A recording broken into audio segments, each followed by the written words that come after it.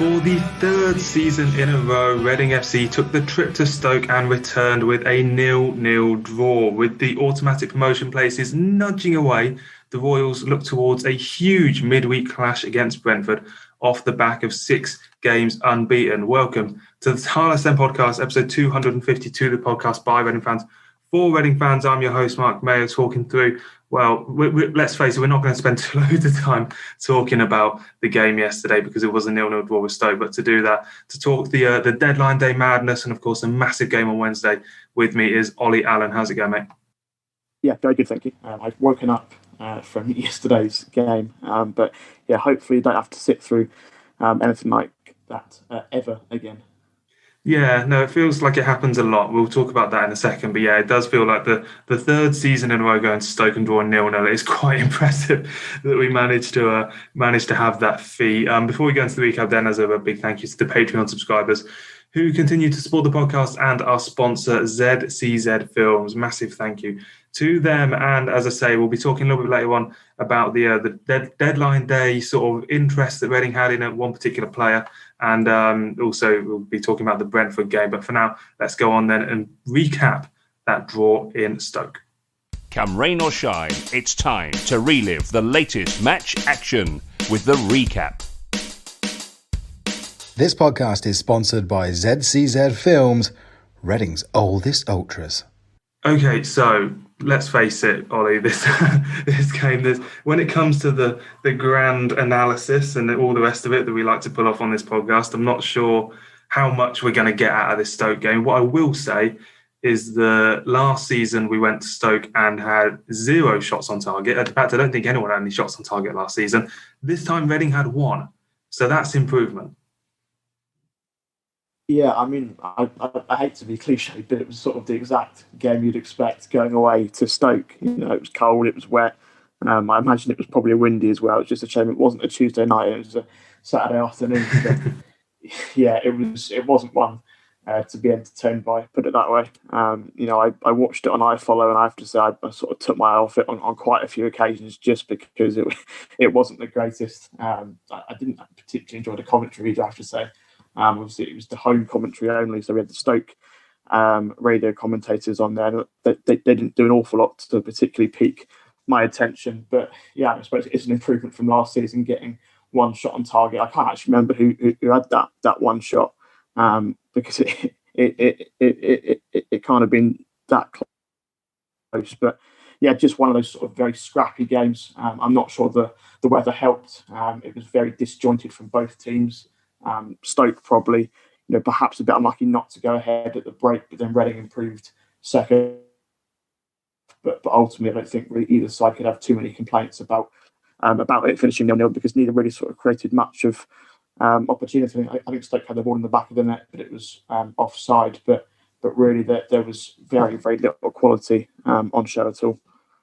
Yeah, the first half of Reading, actually, there was only 1 shot that Reading managed to get off in that first half. And Stoke only had 2 shots on target themselves, but that there was Ovi Ejaria with a kind of 18-yard effort that went straight at the goalkeeper for Reading's 1 shot on target. And really, I mean, was as I said, 1 shot in the first half, 7 Reading had in the second half, but didn't really test the goalkeeper. Was this kind of a game of 2 halves where Reading did it take Reading a bit of time to get into the second half or wait until the second half to really get into the game?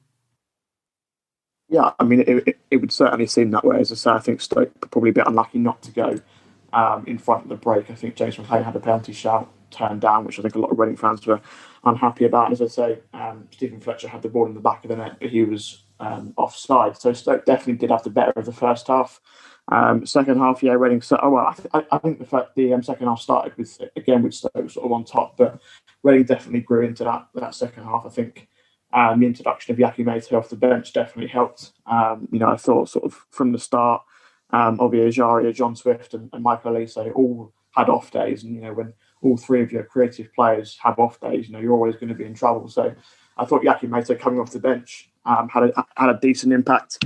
Wasn't quite his day in terms of getting shots away or sort of getting shots on target, but he certainly brought an energy and a purpose to that front 9, and that probably helped Reading get into the game. But yeah, just it was still fairly sort of quite disjointed.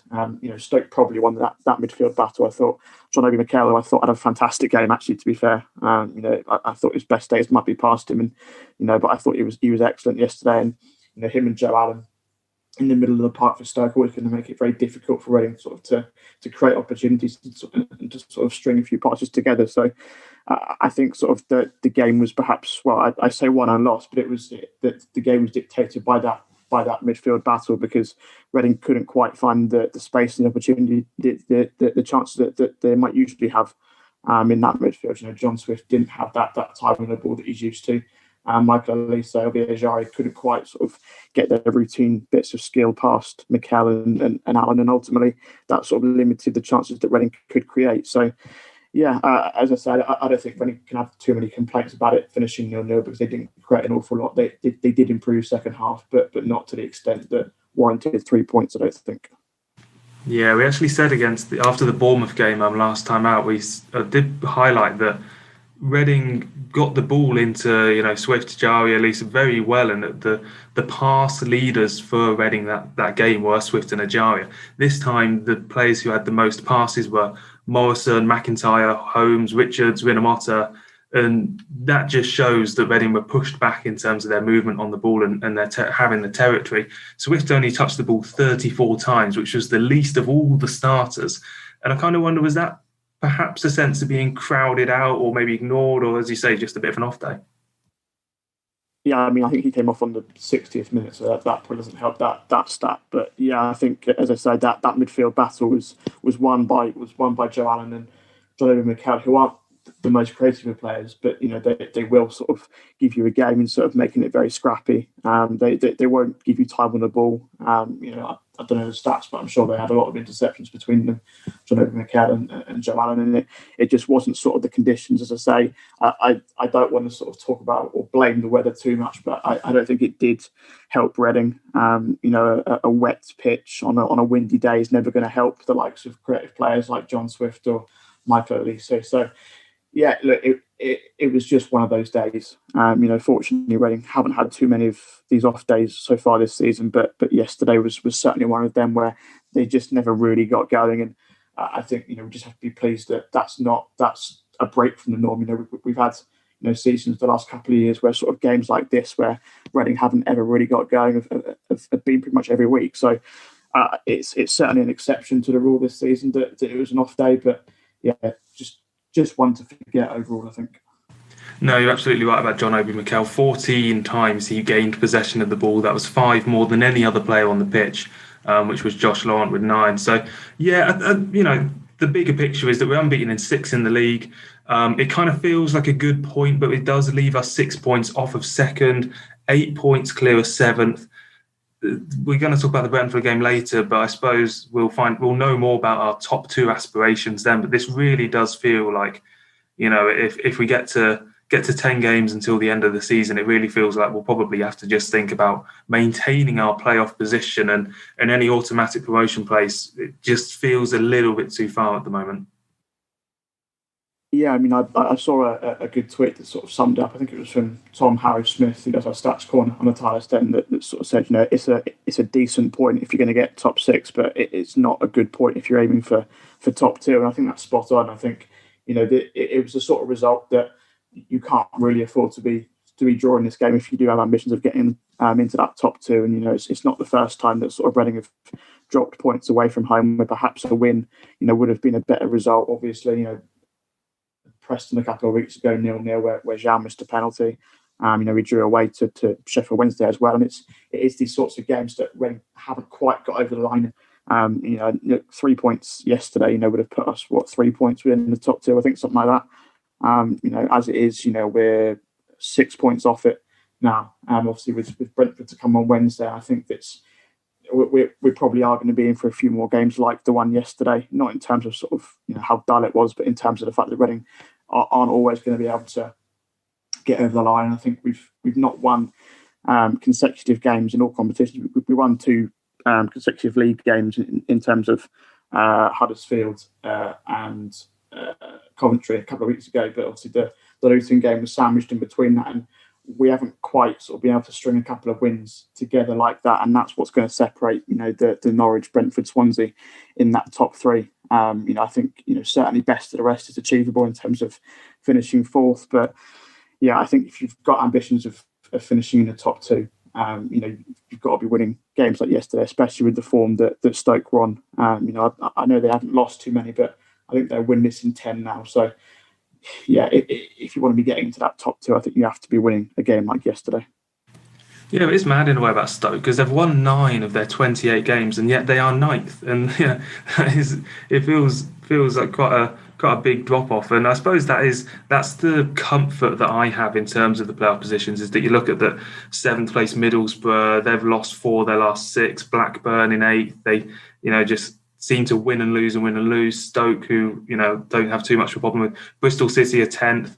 And they've lost 13 games this season, which is as many as Rotherham, or more than Sheffield Wednesday, more than Birmingham, who are in the relegation zone. So really, in terms of teams that are potentially going to jump us in the fight for the top 6, there isn't anyone I'm kind of worried about. But talking about the 3 teams at the moment, I suppose if there were only 2 teams that were head and shoulders, as it were, in terms of the table, I'd be a bit less concerned rather. But the fact there's 3 with Norwich, Brentford and Swansea, I mean, which of those 3 teams do you think are kind of the ones to most look out for dropping off? Maybe Swansea have the less overall quality, Norwich perhaps less off form, Brentford, obviously we've got a chance to knock them on Wednesday, but are any of those teams we think are likely that we can jump over? If I'm honest, probably not. I think the 3 of them will probably pull away. If I'm honest, that there's already a 5-point gap between us and Swansea, but I think it's going to be a really intriguing battle actually between those 3 teams in terms of who's going to get the top 2. I'd love to be optimistic, and as I say, we're certainly up there as the best of the rest at the moment in terms of form-wise. Watford aren't on great form. They're winless in 3. Bournemouth won yesterday, but that was their first win in 6 or 7 games. So we're certainly up there as the best of the rest. But I think those 3 teams, very well run clubs, to start with, and obviously on great form. I think obviously Norwich have dropped off the last couple of weeks, so that might be something to look out for. But again, their defeat on Friday came to Swansea, so I'm sure against sides lower down the table, they'll probably be all right. So yeah, I'd love to say we'll try and break into that top 3, but I think, as I say, results like yesterday sort of show that we are going to be playoff material. But as you say, we're certainly cemented in that top 6, because even the point yesterday was a point gained on Middlesbrough, who lost, Blackburn who lost, Bristol City who lost, Preston who lost. So the teams below the top 6, Watford have had a terrible Bournemouth have had a terrible run of form and still haven't dropped out of that top 6. So that that tells you all you need to know about the quality of the sides below the top 6, and Bournemouth is still 5 points clear. So I think the top 6 might stay as it is for now, with that top 3 pulling away, unfortunately, I think. No, and it's a real cluster, as you say, about when you get after from 7th down. There's 5 points between Bournemouth and Middlesbrough, 6th to 7th, and then take away 5 points from Middlesbrough and you go all the way down to 13th. So yeah, I think it just feels like a playoff campaign at the moment. Obviously, you can almost imagine a scenario at the moment of going to face a Brentford or a Swansea in a Wembley final, but that still feels like a bit too far away to kind of speculate over at the moment. So let's go on to the mailbag then. We'll hear from Veljko Paunovic before we do that and hear what he thought about the Stoke draw. I think it wasn't our best game, but we managed to, especially in the second half, to be the team we've been so far the whole season. I think the identity was there, the spirit was there, fighting spirit, and I also think that there are positives in our game, like clean sheet, continue unbeaten, the momentum keeps going, and 1 point, not the best possible outcome we wanted, but it's something, and we keep summing up. For all the latest Reading news, analysis and opinion, visit the website at thetilehurstend.com. Do get in touch on the Twitter and the Facebook and the Tilehurst End at gmail.com for all of your mailbag concerns. And Chris Hartley's done that this week. He says, does Liam Moore come straight back into that back line as we are defending really well as a team at the moment, and Morrison and McIntyre have formed a really good partnership. Liam Moore obviously been out for about 7 games now. McIntyre's come in for the last 7 games. We've only conceded 3 in that time, and McIntyre won the Tilehurst End's Player of the Month competition for January. So certainly cannot complain at all about the defence. We spoke about it a bit last week on the podcast, but Ollie, I suppose when it comes to the case for bringing Moore back in, I suppose it almost fades away every week, doesn't it? Yeah, it's a really tough one. I mean, on the basis of performances, it'd be very, very harsh to drop Tom McIntyre, as you say. Conceded 3 in 7, 4 clean sheets in the last 6 games. So, on the basis of performances and clean sheets, you'd be a fool sort of to change that defence. Look, we all know what Liam Moore can do, and he's had a fantastic season before he got injured. And I think I spoke about it a couple of weeks ago that he's really sort of been reinvigorated by Veljko Paunovic. Was on the ended last season out of the side and has come back in this year and been one of Reading's best players. I think it's very very easy to forget how good Liam Moore was before he got injured. But yeah, on the basis of clean sheets, it's very, very hard to drop Tom McIntyre or Michael Morrison at the moment. So yeah, it's certainly got a decision to make when Liam Moore gets back fit, but it's definitely a good problem. Well, I do wonder if there is a chance that maybe Liam Moore is going to come back in at right back, or maybe McIntyre nudge over to left back and Richards or Tom Holmes might. Do you think that's certainly, he's not been afraid to move centre backs out wide, has he, Paunovic? He's not, no, and obviously McIntyre has played left back earlier this season, but then again, I think you'd also be a bit harsh to drop Tom Holmes or to drop Omar Richards, and obviously Andy Eardom is back fit now, so there's competition for places at right back, and Thomas Estevez as well is still in the squad. So there's a lot of competition for places, and that's only a good thing. I think if these players can push each other in training, I think Liam Moore spoke about it on Sky Sports when he was a pundit for the Bournemouth game last week. That it's just great to have this competition for places, because there's been sort of times in recent years where sort of Reading players have had spells of being off form, and there's not really been sort of anyone to step in and cover for them. But it's a great, as I say, it's a great problem for Paunovic to have, because he's got so many options in there, and hopefully the fact that there is so much competition for places means that these players will be driving each other on in training. Yeardom pushing Holmes, and more pushing McIntyre. Poor old Lewis Gibson's not going to get a look in, I don't think, for the rest of the season, unless sort of some horrible injury crisis occurs. So yeah, it's great to have that competition for places, and it's on the basis of the last few weeks, you wouldn't change that back line, I don't think. No, you definitely wouldn't change it. At the moment, obviously, I don't think he's going to go to 3 at the back. That's probably the other route you would have to fit in all these players, but I think that's formation is pretty settled. ADH saying, what do you think of a performance like Stoke? It's not enjoyable, but it got the job done against a tough side. I suppose, Ollie, this is kind of the question of ambition.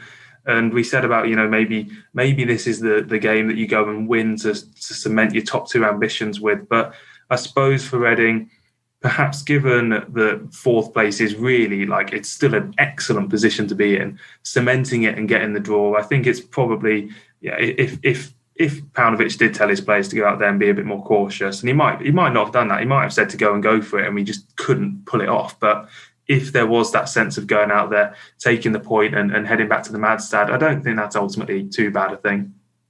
I mean, I don't want to be too downbeat about it, but look, a point is definitely better than a loss, and obviously it extends our unbeaten run to 7 games, and you don't want to be in a situation where you lose the Stoke game going into the Brentford game on Wednesday. We've got a point to build on going into that game. Heads might have been down if we'd conceded a late goal and sort of lost 1-0, and then you sort of worry about morale going into the Brentford game. So yeah, a point is obviously better than nothing. But in terms of ambitions, I think, look, perspective's obviously a big thing here, and we would never expect it to have been 4th in the table at this stage at the start of the season. And I know that's very easy to say, and I know we've had a very good season, so expectations have changed. But I would take 4th place all day long now. It's still a home tie. Second leg of the playoffs, we go away first and then play at home second, which is the ideal scenario. So, I wouldn't complain at all with fourth at the moment. And if a point yesterday goes somewhere towards that, then so be it. Yeah, the last thing I would say in terms of the kind of fourth place position we're in at the moment is that an annoying amount of my thought space in the last few weeks has been dedicated to the potential of fans being back for a playoff final and having maybe 15,000 fans in Wembley in May, which is stupid of me to think, because it can only lead to me being disappointed if certain scenarios don't play out. But no, I think it really feels like that kind of is the best case scenario at the moment. Stephen said, instead of a pub call, is an off-licence call a good alternative, or is it a bit like replacing Zhao with Baldock?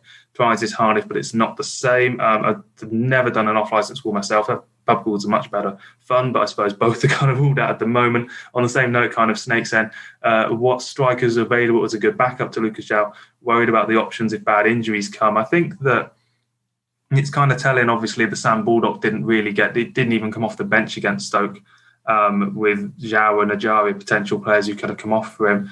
But, Yaku Meite's back now, and Yaku Meite, we've played him on the wings pretty much all the time under Paunovic, but we forget that he's a perfectly good poacher striker to have up there as the second choice. And I'm not entirely sure when Puskas is coming back, but I suppose, those three strikers as options to Zhao for a championship team, especially one that doesn't, we'd like to think we're not flushed with cash too much. I don't think it's the worst case scenario to be in. No, not at all. I think the hopes clearly rest on Lucas Zhao. He's got 18 goals this season for Reading, and we'd be much lower down the table without him. It's easy to forget that Yaku Meite is Reading's top scorer from the two previous seasons. So he's a decent option to have up there. But yeah, I think we just have to hope that the Lucas Zhao doesn't get injured between now and the rest of the season, which is perhaps easier said than done. But it's not a bad set of strikers to have. I think you can sort of, I suppose, compare it to sort of Tottenham's situation where they rely on Harry Kane so much, and that's not necessarily a bad thing for when Harry Kane is fit, because he's one of the best strikers in the league, and you don't need anybody else. But then when he does get injured, as we've seen in recent weeks, they begin to struggle, and that's similar for Reading with Lucas Zhao. So yeah, there are options, but it's very hard to replace Zhao when he is out of the side. I'm looking forward to George Puskas being back. He's not quite had the rub of the green of it this season, but we know the quality that he can possess. But yeah, I would just have to hope that Lucas Zhao doesn't get injured between now and the end of the season. I think it's interesting you mentioned Kane there, because I think the problem isn't that big teams from Man City don't have a player as good as Aguero on the bench, and Reading don't have a player as good as Zhao on the bench, and that's not the problem. I think the problem is, tactically, can you deal with having a different type of striker up there, or a striker who's not as good? If Aguero is not fit, half the time Guardiola plays Bernardo Silva or plays a false nine, and that's the sort of just being able to adjust tactically, I think, is much more important. And Mourinho can't adjust tactically, for example. So Paunovic, we probably will see at some point this season whether he can adjust tactically, and that's that's going to be the big thing for me. But hopefully it really isn't a problem. It's certainly not a problem that we want to have unfold in front of us. Dave Lawrence saying, have you ever thought of doing a collaboration with Elm Park Royals? The people who don't listen to them, they're basically what the other sort of growing podcast for Reading FC fans. And really the thing I think about this is that, I know that Paul from Elm Park Royals has said before that he'd happily do a collaboration. I think that on a weekly basis, that Reading fans kind of benefit from having two different sets of voices, giving their opinions, giving their takes. Reading fans for, decades kind of have had to rely on not a very large set of media covering the club. And the fact that we have got quite a few podcasts out there at the moment, obviously BBC Barks and everything as well, covering the club, I think is a good thing. So keeping it separate on a kind of weekly basis, I think kind of benefits fans. Obviously, if Reading, get promoted or something like that, or there's a major celebration event, I think it'd be great to do a podcast with, myself and Paul and maybe AD Williams, BBC Barks, and having everyone in together for a kind of celebratory podcast. But as I say, I think it's, they do a good job over there at Elm Park Royals, and hopefully we do a good job, and Reading fans are all the better for it. So maybe that celebratory podcast can work its way into the reality that we certainly haven't been able to have over the last few years. And rounding off the mailbag then, Paolo saying, what do you make of Obita's move to Wickham, given he only signed for Oxford in November? Jordan Obita on later in the January transfer window made a sort of nominal fee move. I think he's on a 2.5-year deal as well to Wickham back in the Championship. And Ollie, I think it's really nice to see for Jordan that he gets this other chance. In reality, he's probably going to end up back in League One next season with Wickham. But I think that, as Reading fans, it doesn't kind of show any level of regret to me, because Wickham are obviously nothing like the level that Reading are on at the moment. But generally speaking, for a Reading player who potentially, whether, you would have to ask, maybe there is a sense that he could have stayed at the club and been that second choice left back. Obviously, the terms offered were early days pandemic, not very good terms, but maybe even were better than what he is on now. But I suppose just for the player to be back in the Championship and keeping his career going, you can't forget that he had an awful injury a few years ago, and I think that's just a nice thing to see. Yeah, absolutely. I was very surprised when I saw it, because he did only move to Oxford sort of October, November time, and very pleased that he's got to move back to the Championship, and he's obviously an academy graduate, so you always want to see him do well. And as you say, he had that horrific injury that sort of kept him out for 2 years, and he was sort of hitting sort of peak form before that injury. Obviously, he scored that goal in the playoff semi-final against Fulham and sort of really sort of seemed to be hitting his stride until he got that injury against Hull, I think it was, and sort of kept him out for 2 years, and that's clearly sort of stunted his progress slightly. But yeah, he's getting game time. He obviously wouldn't. Obviously, we've seen how well Omar Richards has played this season, sort of really cemented that left back spot. And yeah, of course, we haven't got any backup for him, so perhaps Obita could have played that role. But look, he's at an age now. He's probably 25, 26 that. He just wants to be playing football at this point after 2 years out, and obviously Wickham are giving him that chance. And whether he's back in League One next season, he probably will be if he's with Wickham. But I think, as I say, when you've been out for so long, it's just that feeling of being able to play every week. And Reading wouldn't have been able to guarantee him that. And he did well at Oxford by all accounts and played most weeks. And now he's getting a chance at Wickham. So yeah, just very pleased for him. Yeah, absolutely. Jordan, we've had him on the podcast a couple of years ago, and he was just a really nice bloke. So good to see him doing well. And, Reading playing Wickham, not for a few weeks, but be a nice reunion for hopefully Jordan being in the team for that. So let's continue talking transfers, actually, and review the deadline day in the Newsbites. Be loud and be proud and back the boys and make some noise. Come on, you Rs! Shout out to this week's podcast sponsor, ZCZ Films, showing that age is no barrier to being a hula hoop.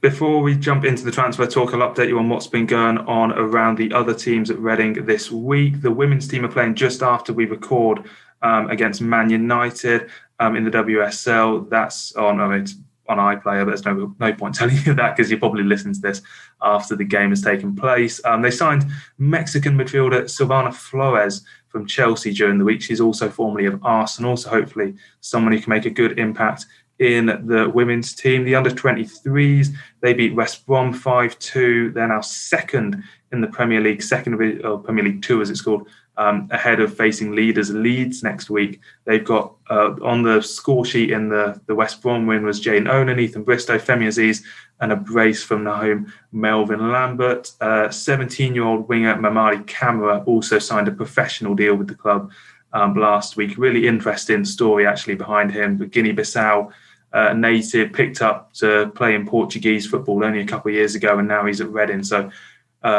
really good to see he's signed on pro terms, been in the subs bench a few times as well in the last couple of months. The under-18s, they're not in action until the 13th.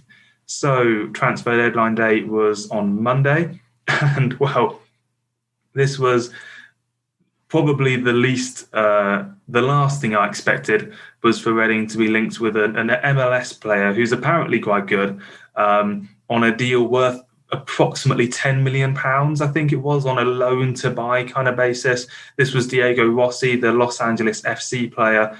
It was all just a bit too late, I think, but it was just, it was an odd scenario to find ourselves in, wasn't it? Yeah, it was a fun couple of hours. I think it was, sort of came about out of the blue very quickly and then sort of was, dismissed very quickly as well. I think, clearly very highly rated. I don't know too much about him, but certainly sort of the reports from journalists over in Los Angeles and sort of fans and stuff, seem to speak very, very highly of him. And, obviously would have been a very good signing for Reading based on the fact that sort of we perhaps do need reinforcements out wide. I think he could play out wide and up front. So, definitely would have been a good deal for Reading. And I think Veljko Paunovic did speak about it before yesterday's game and sort of said that there was a possibility, but it just was perhaps a bit late in the window. But yeah, it was sort of a classic sort of rumour where the whole fan base sort of gets very, very excited very quickly about a player that not many of us have heard of before, and it disappears very quickly. So I don't know, maybe it will come back in the summer, but just sort of on the window in general. I mean, I think obviously we've not brought anyone in for the first time in about 7 years, I think, in a transfer window. But I think certainly most important is that we've not let anyone go. There's certainly the rumours sort of around Michael Olly, especially linking him to several top clubs, and the fact that he's sticking around at least until the end of the season is good news. So the fact that we have sort of kept that squad intact is good news for me, I think. Yeah, the Elise thing, I always felt, I think I said on podcast before, it always felt like a summer move rather than a January move. But yeah, as you said, that Paunovic, he said that there was an opportunity. It was a bit hectic. COVID kind of had a bit of an impact as well, and that the club did try and get him on a loan deal. But yeah, I mean, also if it was just a loan deal, well, there's half a chance he'd have to go back in April, which wouldn't really have helped us too much either. So yeah, Diego Olly was a very certainly sounds like a very good player. I've obviously not seen him myself because I don't really follow MLS. But the only thing I would say on it, Ollie, is that does it give a glimpse into what Reading are looking at in terms of our transfer plan? It reminded me a little bit of 2013. I think it was January last time we were in the Premier League when supposedly we bid £10 million for Gylfi Sigurdsson on deadline day, and that obviously didn't go anywhere. And kind of, I think that was almost just to appease fans, to make it look like something was happening. But in reality, is this just a bit of a one-off, or do we think Reading are maybe going to be looking for this sort of signing in the future?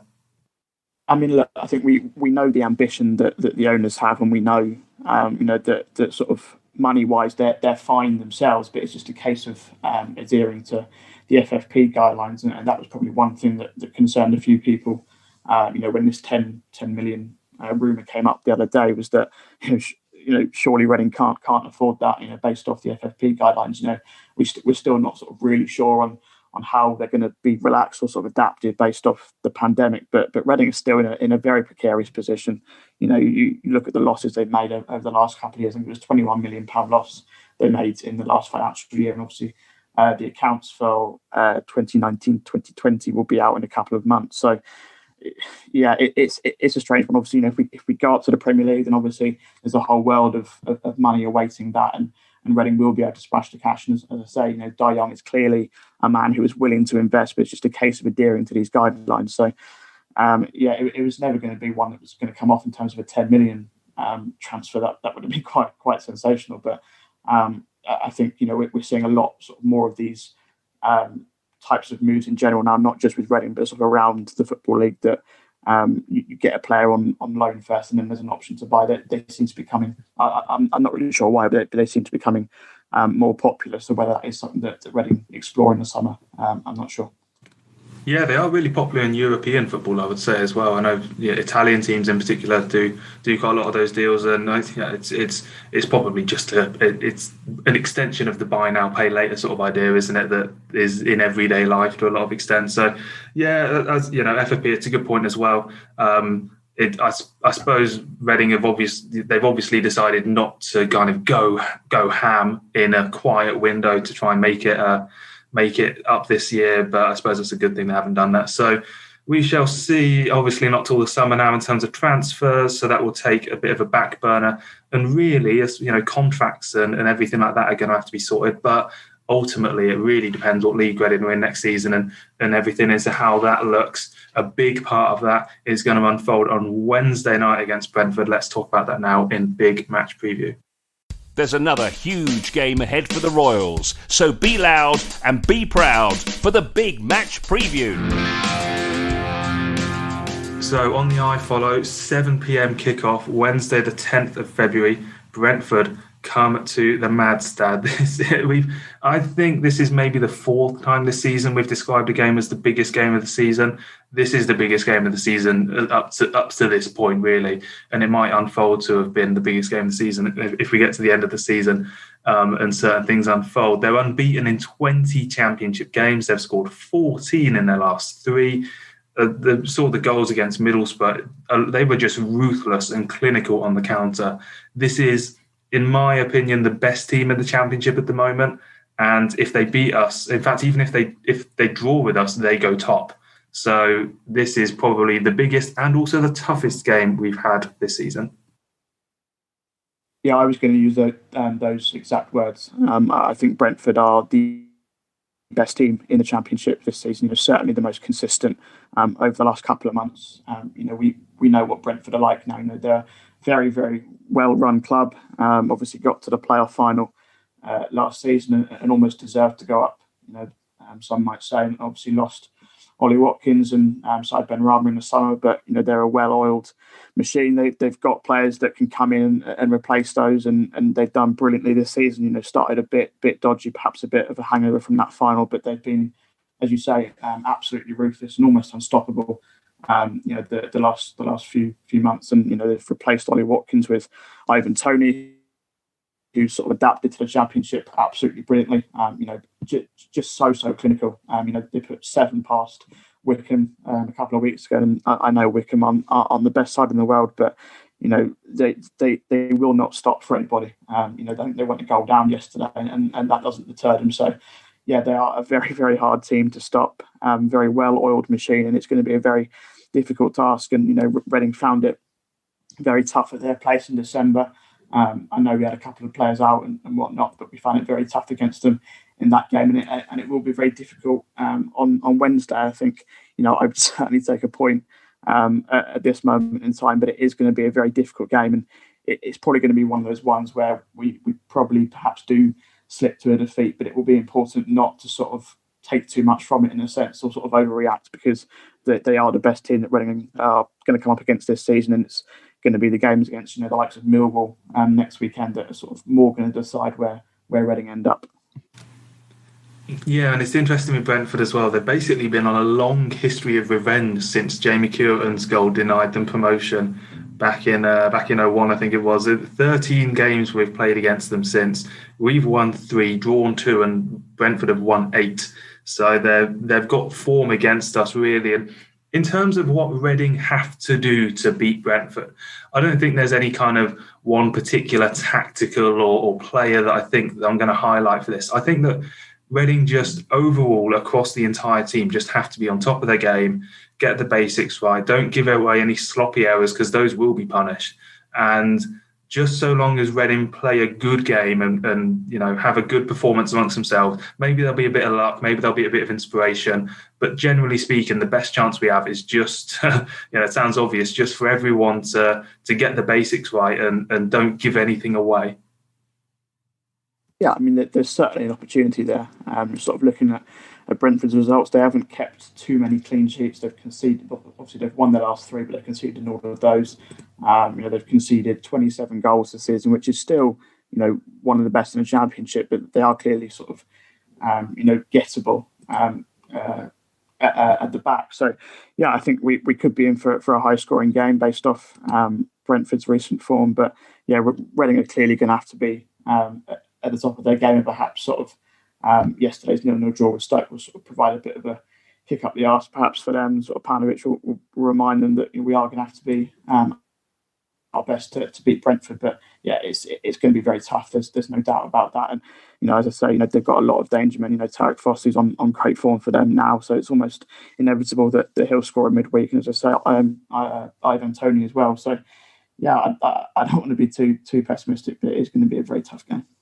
Yeah, a brief word on Fossey, because obviously he will, if he plays well, he'll attract a lot of attention from Reading fans, and it will be painful to an extent, given that we basically let him go for free, I think it was, and certainly didn't make much money if we did have a sell-on clause. And for he's doing very well at the moment, and we kind of had a sense that he was going to do well. He didn't particularly impress out on the loans Reading put him out on. But in that one fated performance he had against Derby on the last season a few years ago, he did look good, and it's an academy product that we haven't benefited from. I suppose the sense of distress at seeing him do well is mitigated quite a lot for me by the fact that none of the people responsible for him not staying at Reading are still at the club. The likes of Ron Gourlay and the managers at the time, people like Steve Clarke, they're just not here anymore. So you don't really blame I can't blame the club because they're not here anymore. But certainly Reading fans will feel a bit aggrieved if he does well.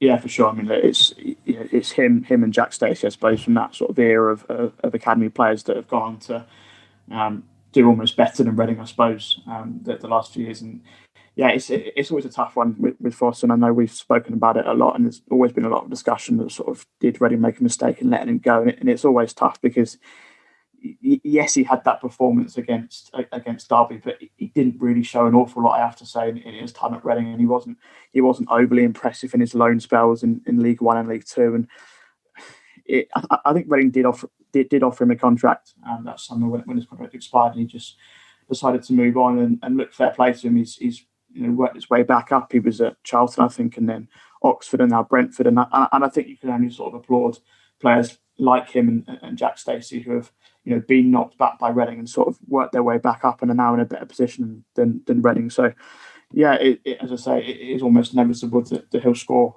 at the weekend. But it's very easy to say what if. But I just think, as is the case on so many players, maybe some fans did see potential with him. Very similar with someone like Mikel Antonio, who I'm sure some fans will say that they could see he was a great player from a mile off. But for me, yes, we had that performance against Derby from Fosu, but other than that, he didn't show enough for me to warrant a place in the Reading side at that moment in time. But fair play to him for working his way back up.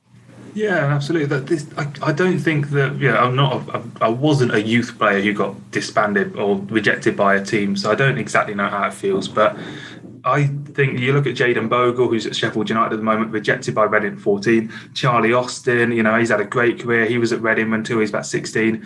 I don't think you can underestimate or really you can't brush aside the impact of that rejection in pushing them on to be a better player. Tariq Fosu would never change. He probably wouldn't change for the world the career that he's had so far and the trajectory he's on, and that involved being rejected by Reading. So I think I do think that plays a big role in these players becoming so good, and absolutely fair play to them for taking that with them. Prediction time then. To round off the show, the Stoke draw, myself and Westy both had 1-1, so he picked up a point for that. Handbag's lead at the top is a single point. He's on 20 to my 19. Westy on 17, Olly on 14, Sim on 13. I am going to say a 3-1 defeat for this one, Olly, because I think I was leaning towards a 2-2 draw, but I think that if this game's 2-1 with 10 minutes to go, we're going to throw everything at it. And I think probably the most likely scenario in that situation is that Brentford go and get a third.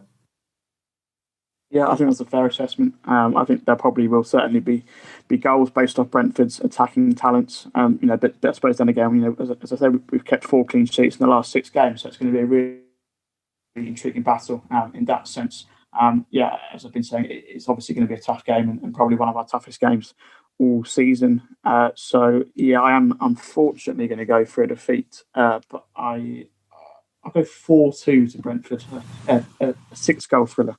Yeah, this thing, it's probably going to be worth your tenner. The Stoke game is not worth your tenner, that's the fact. But this one might be worth your tenner for goals at the very least. If you were neutral and you're thinking, I don't really fancy watching the FA Cup this week, then tune into Reading versus Brentford, because it promises to be a really decent game. And as I mentioned as well, the Millwall game on Saturday, 3 p.m. at the Mad Stad, another iFollow game. They've scored 2 in 5 before 4-1 win over Sheffield Wednesday. I think we'll all agree that Reading fundamentally have to go into that game targeting a good win or at least a good performance, but it is Brentford on Wednesday night that the focus is on. Huge game for Reading. We'll obviously be following all that on the Tilehurst End Twitter and the Facebook and the website as well, so keep an eye on all the preview and review content for that. Olly, thank you very much for joining me this Sunday morning for a nice little chat. Always a pleasure. Thanks very much. I will be back after that Millwall game on the weekend, but of course, as I say, that all eyes are on Brentford. It is once again the biggest game of the season. It's a bit of a privilege to be having these biggest games of the season and them not be, 19th versus 20th or a faux derby. This is a proper biggest game of the season, something to get our teeth into. And who knows, maybe Reading can show their automatic promotion credentials with a victory over what is probably the best team in the Championship at this moment in time. Thank you for joining us. And as always, come on your arse.